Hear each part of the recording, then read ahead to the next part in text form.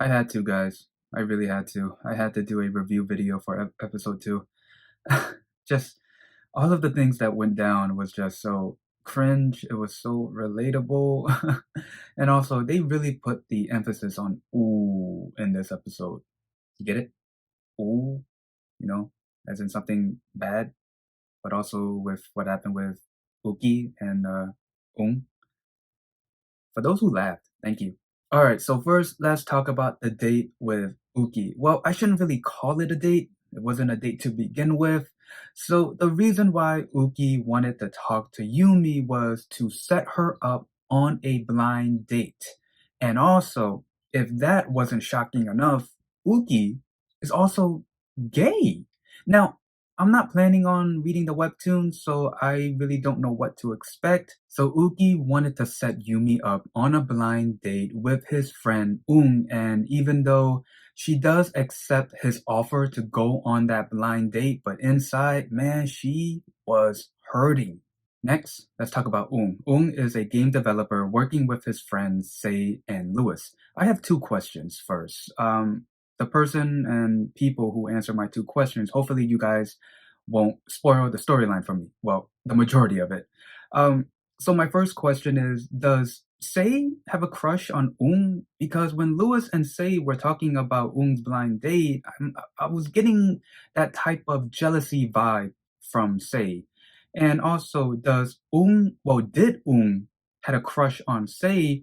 Because that one scene where Woong and Uki were playing a video game, Woong said that he was confused by Sei, like Sei was trying to avoid him in some way or something. I don't know. Just give me a yes or no answer. Did Sei have a crush on Woong, and did Woong had a crush on Sei? Then let's get to the blind date. This was the most cringiest yet relatable scene ever.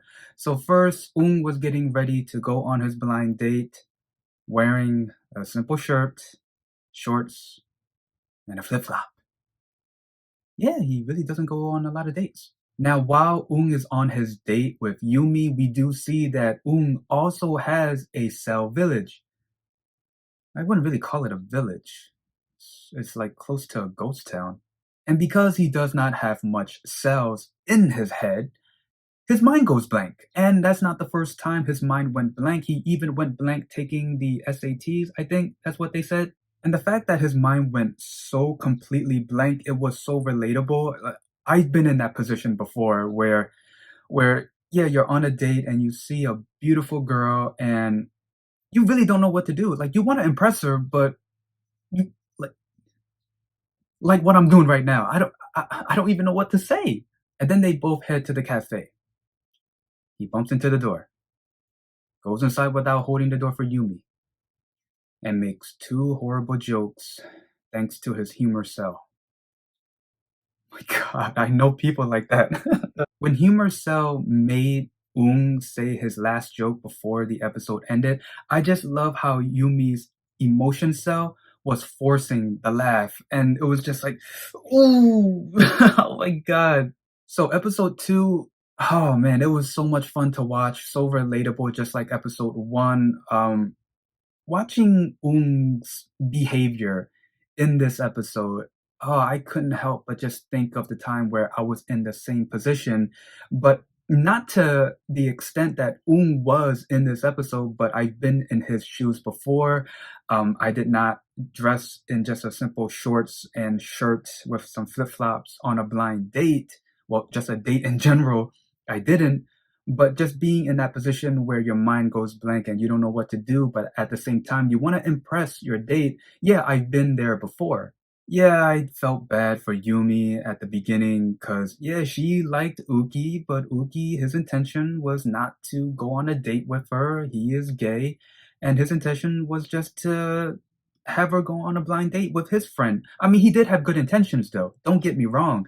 He's not a bad character. It's just, yeah, it kind of felt bad for Yumi. Now, for he needs to clean up a bit. But overall, his character is really funny. The cells were pretty funny too. It was really funny watching Yumi's cell react to what did, and then just seeing Cell barely there, but the only ones who was actually doing something was his humor cell and just made him look ridiculous. But yeah, overall, it was just so much fun to watch. I'm really curious on where Woong's and Yumi's relationship is going to head to. I know they're going to get together, but also I'm not planning on reading the webtoon because I want to be surprised. So, and yeah, that's pretty much the gist of the episode and my review. If there's anything I might have missed, please leave it in the comments below. Other than that, if you like this video, leave a like, comment down below, and subscribe. See ya.